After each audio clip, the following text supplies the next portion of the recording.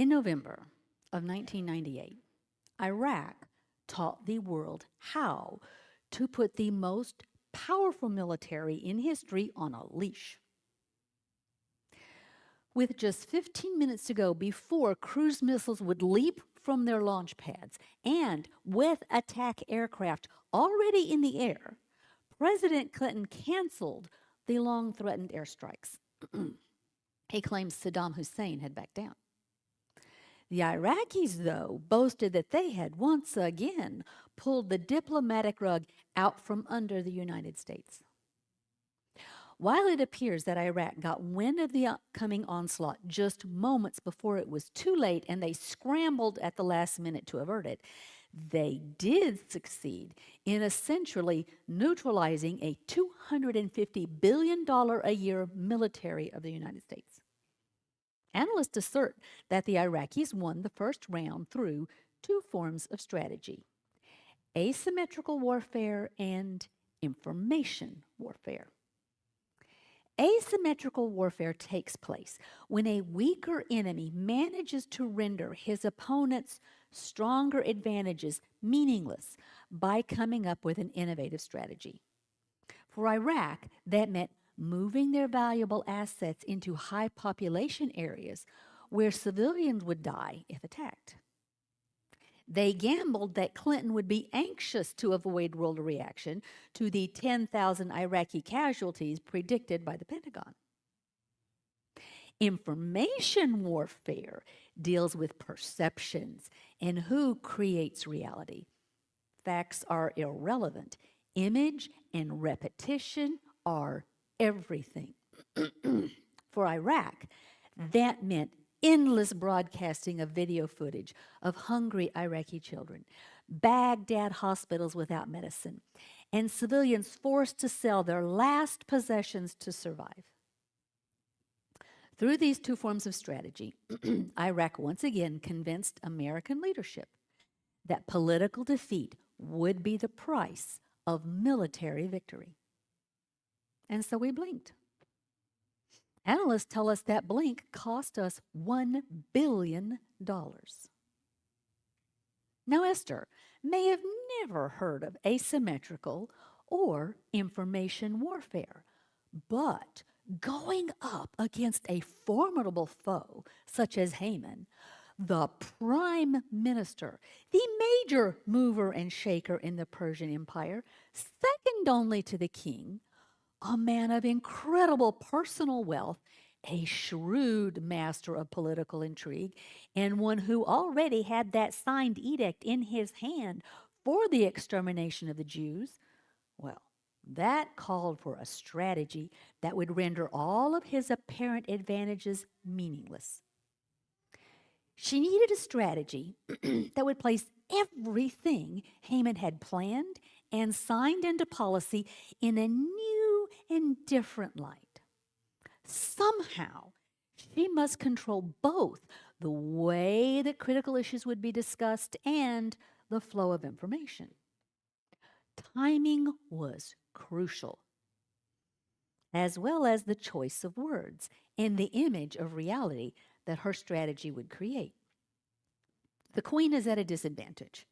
She's the underdog. Only asymmetrical and information warfare were available to her in her arsenal, except for, of course, her behind-the-scene God, to whom she had surrendered herself to be used and guided. It was a high-stakes moment. See, Esther must prepare the king for the revelation of Haman's real nature and show the prime minister for what he truly was. The situation was a very ticklish matter. Haman was the king's trusted right-hand man and a drinking buddy to boot. Revealing deceit and treachery of some trusted friend is always a very delicate thing, which is why Esther moves slowly. Haman's slimy guise of friendship must be stripped from him in the presence of the king. Nothing can be done to deliver the kingdom from the evil influence of Haman until the king clearly sees Haman's true character. Now the occasion for that revelation of evil has come. It's a moment of suspense and sinister possibilities. The collision course between Mordecai and Haman reaches a climax, and Esther finds herself caught right in the middle. You know, I've often wondered how Hollywood would handle this high adrenaline moment of exposing the sinister to the vulnerable and unsuspecting. It was a high suspense showdown for allegiance, or at least the upper hand. All the ingredients are here for a gripping R-rated movie. Extravagant wealth and a drunken orgy in chapter 1. Gorgeous women and sexually explicit scenes in chapter 2. Grisly violence in chapter 9.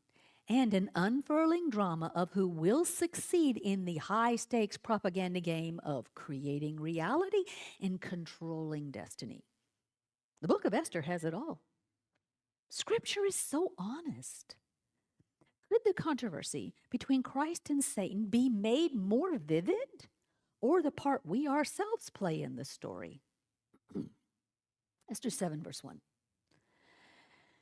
Now the king and Haman came to drink wine with Esther the queen. I can imagine the three of them sipping fine royal wine together from some of those goblets we learn about in chapter 1. It is a superb moment of sensory ambiance as the candles flicker, the aromas tantalize, and the tingle of alcohol combine with exquisite taste. Halfway through the sumptuous meal, the king gets down to the subject that has become the only thing he can think about for the past couple of days. Verse 2. What is your petition, Queen Esther? It shall be granted to you. He's charmed by her graciousness and fascinated by the splendor of her table. And so he repeats the extravagant promise he has given twice before. What is your request? Up to half my kingdom? It shall be done. At this fleeting moment, the eyes of Ahasuerus waited expectantly, little aware of the thunderclap soon to rock the room. Looking at Esther, he saw nothing but loveliness. Gazing at the table, the equal of which he had rarely seen for taste and elegance, he thought of the unusual setting of this whole thing and wondered what his queen was up to. Across the table was another set of eyes, cunning, cruel. Those eyes waited to hear the queen's request as well. You wonder if just for a moment Esther gazed piercingly into Haman's unsuspecting eyes. Certainly she knew she must deal with this man as one would a deadly snake. Did Esther's heart pound in her throat as she realized her very life and her nation's future hung in the balance of the next few words she would speak and the response of her husband, the king? Every word she speaks now is decisive. They will make the difference between life and death. The king waits. Thank you. Haman waits.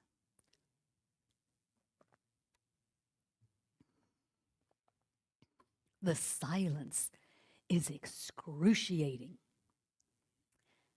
She's not just sure what to say or what will happen next. But the king has again opened the door for Esther. He has made it easy for her to share what is disturbing her. For the third time, Ahasuerus invites her with gentle words of promise. Esther, darling, what's on your heart? Tell me. I'll give it to you up to half my kingdom. In that moment of opportunity, Esther takes courage and presses her request. Now she wastes no more time and she does not beat around the bush. Verse 3. If I have found favor in your sight, O king, and it pleases the king, she begins. In other words, baby, if you really love me, Let my life be given me as my petition and my people at my request. Without a doubt, she spoke with drama and passion. What she said startled the king. What?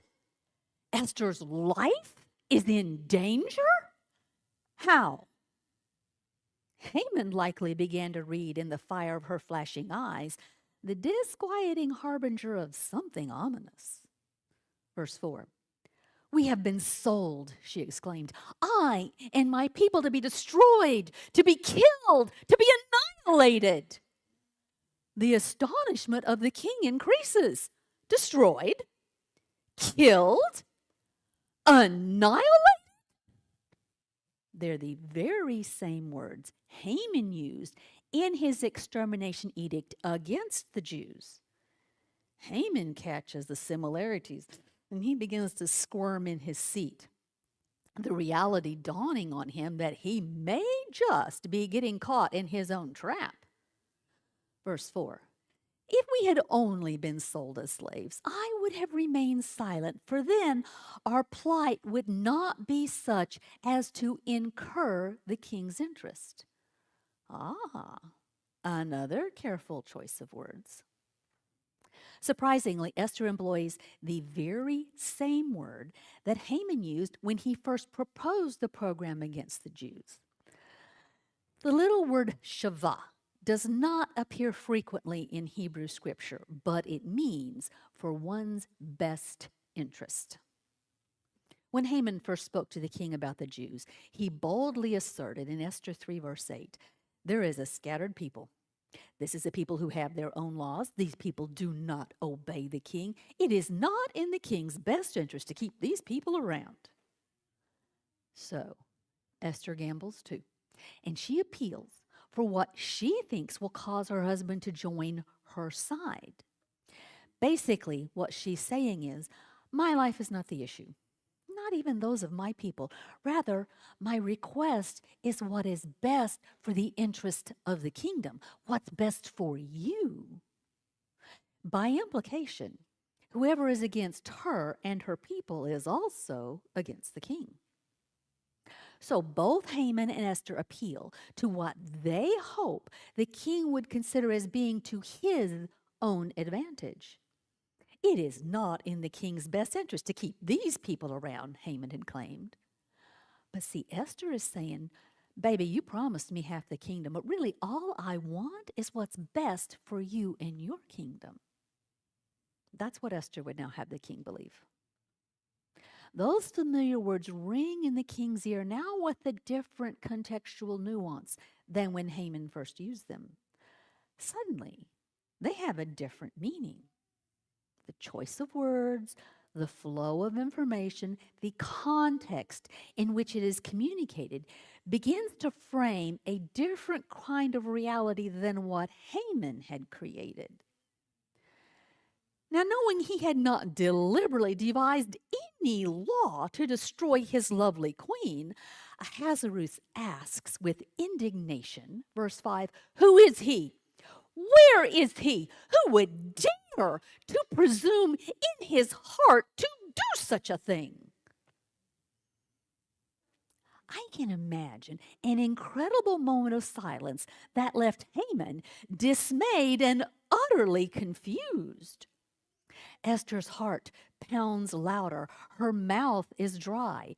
An adrenaline rush skyrockets the king's blood pressure. Realizing that her moment has arrived, Esther neither stammers nor hesitates. Leveling her gaze at Haman and likely pointing her finger at him from across the room, she speaks in firm, measured tones. The adversary and the enemy is this wicked Haman. Now watch. Esther not only identifies Haman as the villain, she also characterizes him, giving him a sinister face, a foe, an enemy, this wicked Haman. Esther could have answered straightforwardly in a sheepish, half-whispered, matter-of-fact way, oh, it's Haman, your prime minister. But no, she knows how the king thinks. She knows his moods, and she understands what he is capable of doing when he is mad. It is now, while his blood is boiling, now while his indignation is white hot, that she should embellish the facts with emotion and dramatic imagery. Esther is shrewd enough to say what needs to be said now that Haman's mask is beginning to fall. A foe, an enemy, this wicked Haman. See, as Esther puts the case, Haman is a traitor to the king as well as an enemy of the Jews. Her words opened the king's eyes. He had no idea of Esther's nationality, nor had he suspected anything of Haman's sinister character. For Haman, the realization that he had inadvertently threatened the queen's life was a knockout blow on top of his earlier humiliation of having to lead Mordecai around the city wearing the king's robes and riding the king's horse while he was proclaiming, "Thus shall it be done to the man whom the king desires to honor." As Haman now cringes in abject terror, Ahasuerus rises, furious with wrath and indignation. He has been duped by this man who has sought to further his own ends by tricking the king into signing that death decree. Now he sees Haman in his true light. Going into the palace garden, the king, boiling with anger, wonders how this wicked scheme was ever put over on him. How could he have been so blind? Why in the world had he tolerated a prime minister so bent on ruining some of his best subjects? Esther among them, and faithful Mordecai, who had saved his life. But the king has a problem. The Persians have a law that says the king may not execute an individual for just one offense. It takes 2 offenses that would stand up in a court of law to execute Haman. In the meantime, verse 7, Haman stayed to beg for his life from Queen Esther, for he saw that harm had been determined against him by the king. Well, how ironic that the once powerful Haman, the enemy of the Jews, now pleads for his very life, not only from a Jew, but from a woman as well. Ooh, how the proud have fallen, and those tables have turned. We'll never know just how long Ahasuerus fumed in the palace garden, but at the very moment he stepped back into Esther's private banquet room, Haman is in the act of falling on the couch where Esther reclined. The form of the Hebrew verb implies he's in motion. So Haman is somewhere between standing upright and lying on Queen Esther's couch. His posture only makes things worse. To approach the couch on which Esther reclined was an absolute breach of palace etiquette. But to fall on her couch or to touch her was an insult to the king himself, perhaps even an act of treason. Esther 7, verse 8. Will he also assault the queen while I'm in the house? See, the king assumes Haman is attacking the queen either to take her life violently or to rape her. By his improper act, Haman now solidly seals his own death sentence. The covering of his face indicates his condemnation to death. So, sinister Haman reveals himself to be nothing but a fool. Everything he does in this story is manifestly foolish. He's buffeted about and driven by his passions and his impulses. His anger makes him unable to wait for his revenge and leads him to push fate and try to kill Mordecai prematurely. The consequence of that is that he erects the instrument of his own death and rushes straight to humiliation. His ridiculous assumption that only he is worthy of the king's honor makes a public fool out of him. He, the prime minister and highest nobleman, has to conduct his enemy on horseback as his herald through the city square.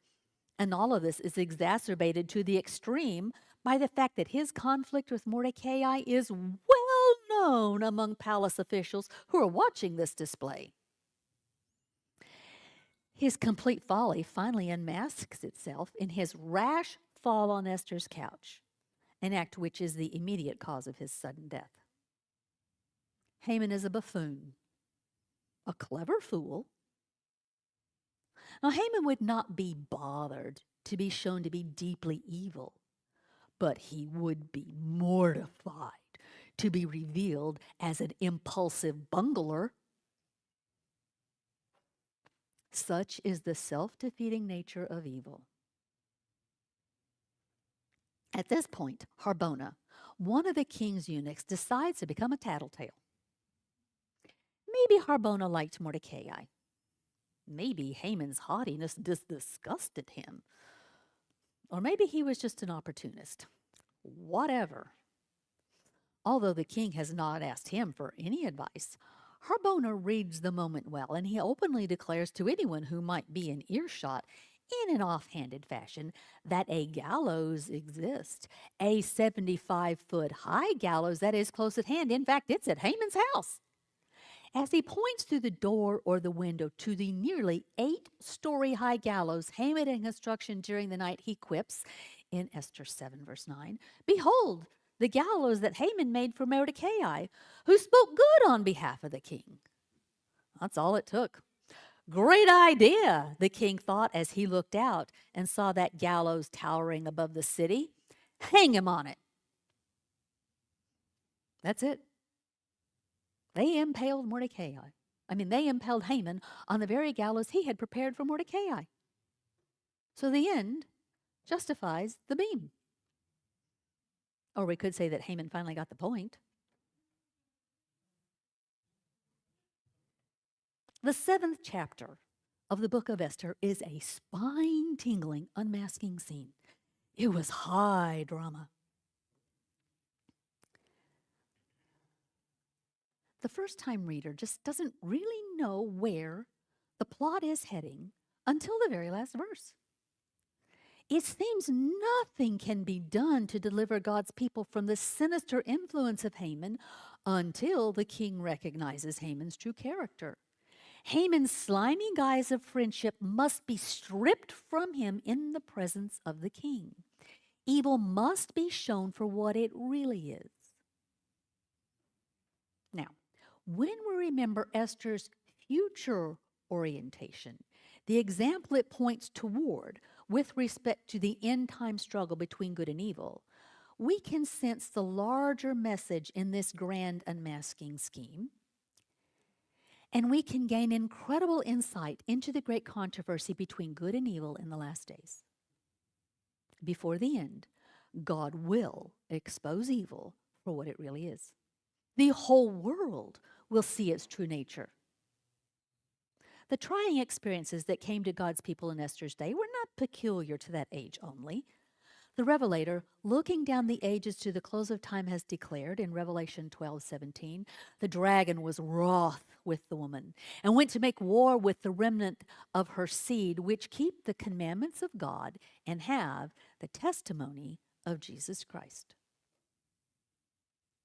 The decree that will finally go forth against the remnant people of God will be very similar to that issued by Ahasuerus against the Jews.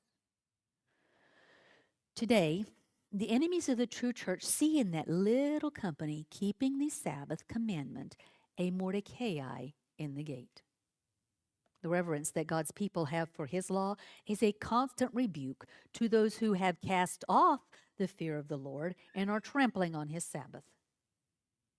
Today, as in the days of Esther and Mordecai, the Lord will vindicate his truth and his people. Now, while deliverance for Esther and her people was local and only temporary, it foreshadows the great rescue of God's people that would appear in the future. Just as God's truth and God's people will in time be honored, vindicated before a watching world, so will evil stand fully unmasked in front of a surprised world before the return of Jesus. In the last days, as the climax reaches full heat, two things will happen almost simultaneously. God's truth and God's people receive honor on the one hand, and evil and falsehood are unmasked and shown to be the sinister poison they really are on the other. God will do nothing to rescue our world from evil, nothing to rescue his people from this world of evil until our world recognizes evil's true sinister character. In the end, neither we nor the world will remain in doubt as to the issues that will be fought in that last great struggle between Christ and Satan. Nor is it a surprise that it is the people of God who will unmask the enemy. The Great Controversy has a chapter entitled The Final Warning. It refers to the mighty angel of Revelation 18, the angel who comes down from heaven with great authority and power and proclaims in Revelation 18, 2 and 3, "Fallen, fallen is Babylon the Great, for she has become a dwelling place of demons and a prison of every unclean spirit and a prison of every unclean and hateful bird. For all the nations have drunk of the wine of her passion, of her immorality, and the kings of the earth have committed acts of immorality with her, and the merchants of the earth have become rich by the wealth of her sensuality." A gracious voice from heaven then declares in verse 4, "Come out of her, my people." Ellen White comments that God still has a people in Babylon. And before the visitation of his judgments, these faithful ones must be called out, so that, in verse 5, you partake not of her sins and receive not of her plagues. Hence the movement symbolized by the angel coming down from heaven, lighting the earth with his glory and crying mightily with a strong voice, announcing the sins of Babylon. In connection with this message, the call is heard, "Come out, my people." These announcements, uniting with the third angel's message, constitute the final warning to be given to the inhabitants of the earth.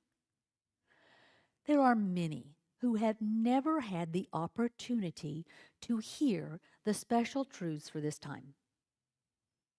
He who reads every heart and tries every motive will leave no one who desires a knowledge of the truth to be deceived as to the issues of the controversy. The decree, the observance of the false Sabbath on pain of death, is not to be urged upon people blindly. Everyone is to have sufficient light to make his own decision intelligently. As Esther did to unmask Haman, so the Lord will work through his humble instruments, leading the minds of those who consecrate themselves to his service. Men and women of faith and prayer will be constrained to go forth with holy zeal, declaring the words that God gives them. The sins of Babylon will be laid open. The fearful results of enforcing the observance of the church by civil authority, the inroads of spiritualism, and the stealthy but rapid progress of papal powers, all will be unmasked. By these solemn warnings, the people would be stirred. Thousands upon thousands will listen who have never heard words like these before. In amazement, they will hear the testimony that Babylon is the church, fallen because of her errors and sins, because of her rejection of the truth sent to her from heaven. What a glorious moment that will be! As with Esther, it will be high drama, heart stopping reality, and no easy experience. And yet, the rays of light will penetrate everywhere. The truth is seen in its clearness, and the honest child of God will now sever the bonds which have held them. Family connections and church relations are powerless to stop them now. Truth is more precious than all. In spite of all of the agencies combined against the truth, a large number will take their stand on the Lord's side. Again, what a glorious moment for God that will be. Scripture's last book promises a dramatic unmasking of evil. Revelation tells us it will come quickly, in a mere hour, according to prophetic imagery. Babylon's supportive Euphrates waters dry up forever, opening the way for her quick and complete destruction by the approaching kings of the east and their glorious leader riding on a white horse. By that time, the peoples and multitudes and nations and tongues that these waters symbolize will have either withdrawn their support of or their participation in mystic Babylon's evil. According to Revelation 17:16, some will have even turned on her, stripping her naked and burning her with fire. Just like in the ancient days when they hurled judgment upon an adulterous wife of a priest. When you read the book of Esther, Ahasuerus is in the dark throughout. He doesn't really know what's going on around him. He has no grasp of the moral, spiritual application of all that is taking place. The Persian ruler understands neither who Haman is or what he's up to. Ahasuerus needs help putting things together and understanding the moral, spiritual, and even political implications of decisions, events, and personalities. Someone must help him to see that Haman is an evil and an enemy, and that Mordecai the Jew really has the king's best interest at heart. That the people of God are there for his good and the good of his kingdom. It is not a small detail that the book of Esther ends with Mordecai as the one who sought the good of his people and who spoke for the welfare of his whole nation. Esther 10:3. Haman is treacherous, seeking to destroy, to kill, to annihilate. In contrast, Mordecai preserves lives, speaks peace, and has the welfare of all at heart. And so Esther must unmask evil in the eyes of the king. And it is for him to realize the blessings that God's people alone can bring both to him and to the world. As the dramatic, suspense-filled events begin to unravel before their eyes, the watching Gentile population of the Persian Empire also began to see things in an entirely new light. Many of them, too, had been dismayed by Haman's decree and the implications of his religious, ethnic plan of genocide. It was a dark and troubling experience for those who longed for a world in which peace and truth and righteousness dwelt. In the events in the ensuing drama, as they begin to turn in favor of God's people, Esther 8:15-16, the city of Susa shouted and rejoiced. Among God's people, there was light and gladness and joy and honor. God has made sure that Haman does not have the last laugh. By having the king hang Haman publicly, God does more than just eliminate an enemy of the Jews. He sends a forceful message throughout the entire empire that the Jews are a people to be feared. In the process, a reverent awe filled many hearts, and fear of the Jews came upon them. In Esther 8:17, many of the peoples of the land became Jews. That tells us that as evil is unmasked in the final hours before probation closes and the events take place that God in his sovereign providence has ordained, many will turn to the Lord and believe, as in the days of Esther. They will leave the ranks of Satan and join with those under the blood-stained banner of Jesus Christ. The bottom line, however, is that as with Esther, the people of God, you and I, have a part to play in this apocalyptic unmasking of evil. When we read this chapter, we find God's people will expose evil. God does not unmask it apart from the voice or actions of his people. Angels don't come down like lone rangers and dismantle evil either. The people of God always play a prominent, active role in the process with voice, influence, and some clear action or obedience. As we've already learned, whenever we take a stand and do what is right against the pressure of evil, it alters the course of history. Because our actions can free the unseen God to work out his marvelous sovereign will. Had Esther refused to go in before the king with the truth of the matter, had she kept quiet on the implications of Haman's sinister plan, she and her family would have undoubtedly perished, as Mordecai promised. But Esther chose to get involved, and because she did, God worked through her in a surprisingly powerful way. Through her, he exposed Haman's sinister plot. Even now, God works to unmask evil through his people. It will be even more so in the crisis at the end. God's people are the channels through which he works to illuminate the minds of those who sit in the darkness and the shadow of death. We need to grasp the deeper personal implications about this matter of involvement on the part of the people of God.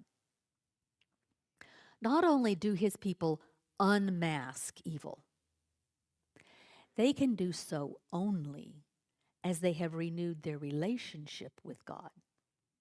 That is the underlying message of Esther. The people of God in Esther's time were a compromising group living in exile. They could have gone to Jerusalem, but they chose to stay in Persia. Like the other Jews of the exile, Mordecai and Esther were lukewarm, Laodicean people. They were living in the world as if the world were all there was. But God awakened them to something in the solemn life and death issues of their time. And as they spent time in prayer, rebuilding their faith and focusing once more on God and his will, they received new spiritual power. Mordecai could take a stand where he had once been compromising. Esther could now go forward to unmask Haman and his sinister plot. Her people could powerfully resist the onslaughts of those seeking to destroy them. Together, Esther, Mordecai, and the praying Jewish community sent out a profound spiritual influence that turned Gentile hearts to the living God. But it all happened because God's people had first unmasked evil on a personal level. Personal insight comes way before global insight. They could expose the evil in their world because the Holy Spirit had uncovered it in their own hearts. We cannot be a part of God's work of spreading the light until it has first shone brightly in our own private world.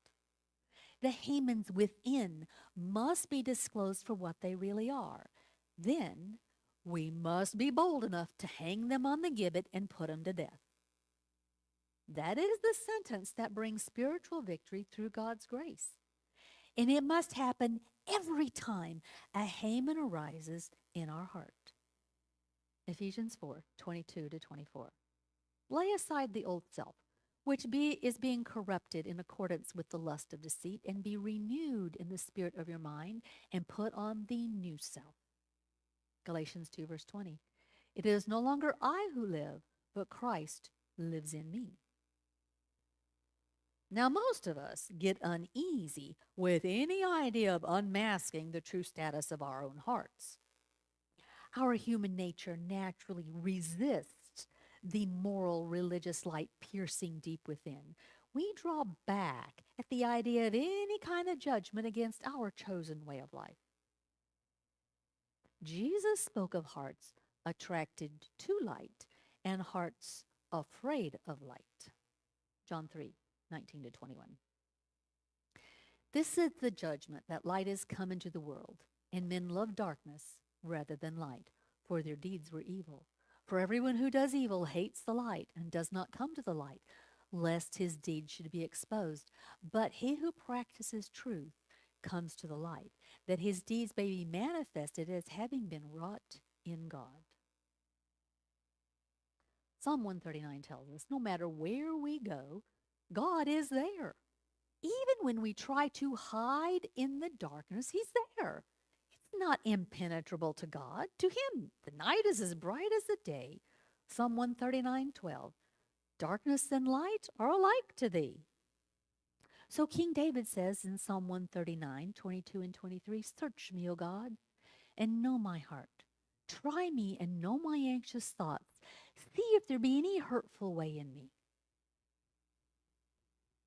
Such moments of truth come when we suddenly catch a glimpse of the way we look to others, and we're horrified by what we see.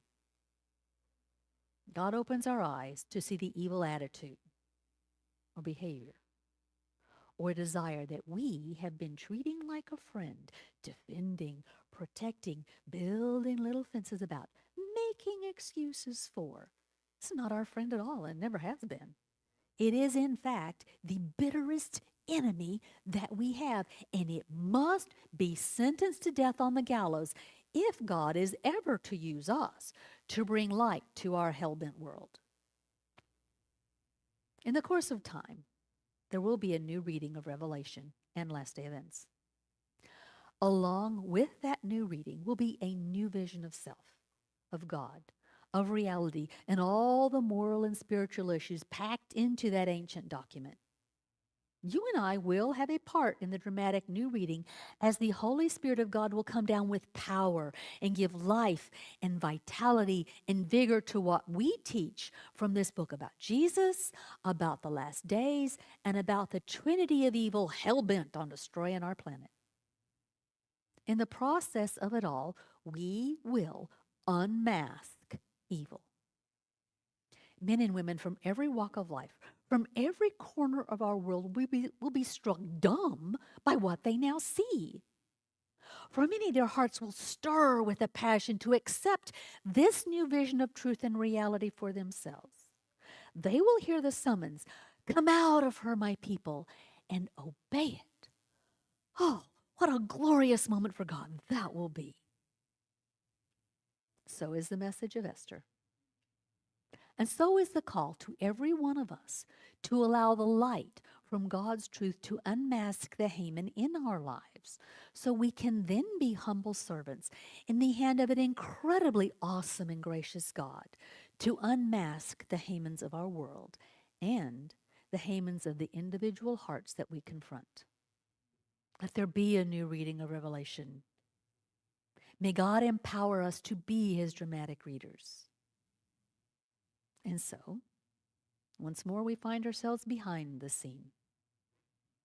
In the opening clips of this grand unmasking, the main characters were all hiding something, or something was being hidden from them.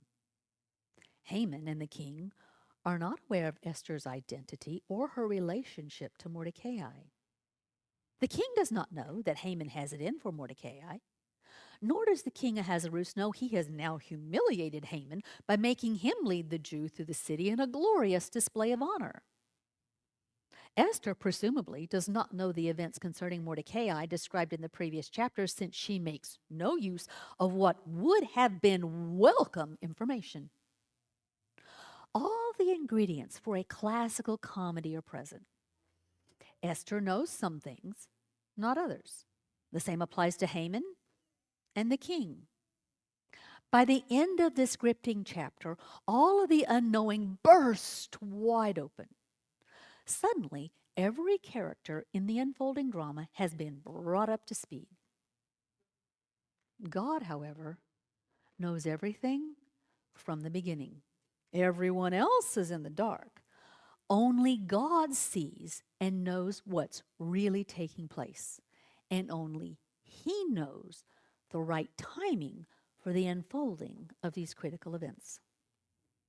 From behind the scene, He masterfully orchestrates events and uses His humble followers to bless the people of this world.